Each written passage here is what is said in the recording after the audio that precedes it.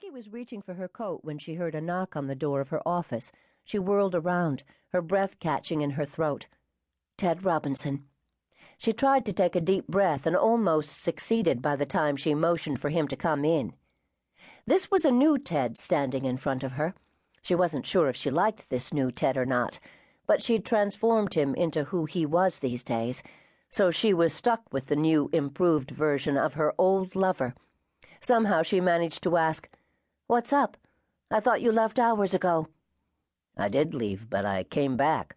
I wanted to see and talk to you alone because I wasn't sure you would want anyone to see me talking with you one-on-one. It's important. At least I think it's important. Yes, it really is, Maggie.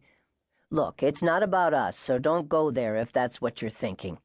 Look, I haven't had any dinner, so what do you say to grabbing a quick bite? We could pop into the Nest for a burger and a beer, even a salad if you want. My treat, and no, I'm not going to put it on my expense account." Maggie surprised herself by saying, "Okay, let's do it." Ted beamed with pleasure. Maggie surprised herself even more on the ride down in the elevator when she asked how Mickey and Minnie, Ted's cats, were. "Minnie was sick a few weeks ago. I had to leave her at the vet's for 2 days. Mickey was so lost he just lay by the front door and waited for her to come home. When I brought her back, I put her on the couch, and he curled up next to her and stayed right by her side. Tell me that isn't true love." "Sounds like it to me," Maggie said. That's how it had been when she and Ted were together.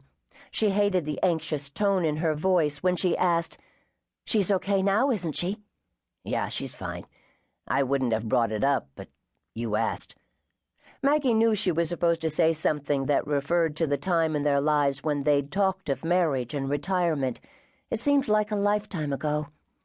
I was very fond of Mickey and Minnie. Actually, Ted, I think I loved them as much as I loved you at the time. You just can't turn. What I'm trying to say here is that you loved me and I screwed it up for us, and you still can't forgive me, but you still love my cats. It's okay, Maggie. Just so you know, I still love you. We aren't supposed to be talking about us. I know.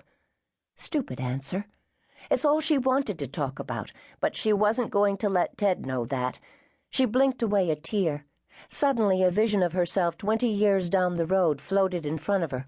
She was alone and crying.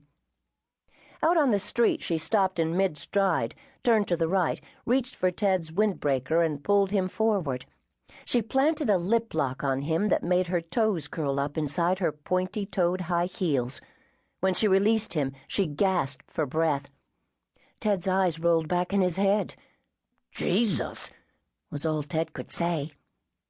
"We will not talk about this, ever." Yeah, right. We won't talk about this, ever. You want to go home and have sex?" "Sex? What? You think I'm easy? Just because I kissed you doesn't mean I want—" Ted was still rooted to the sidewalk. "It was a yes or no question, Maggie. You didn't answer the question." Yeah, I do."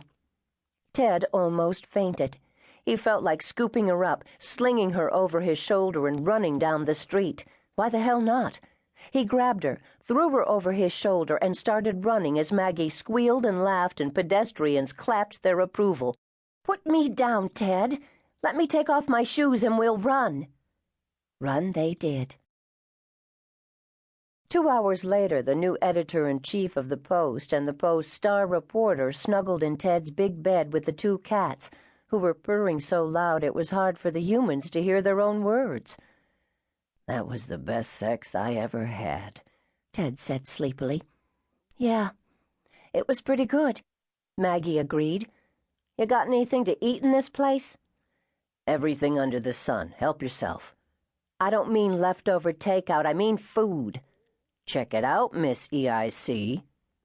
Maggie padded naked out to the kitchen and opened the refrigerator. She blinked at the array of food inside, fresh fruit and vegetables, half a ham covered in saran wrap, a plate of leftover fried chicken, milk, juice, beer, eggs, bacon. She didn't know what to reach for first. She turned around when she felt Ted's hand on her shoulder. He was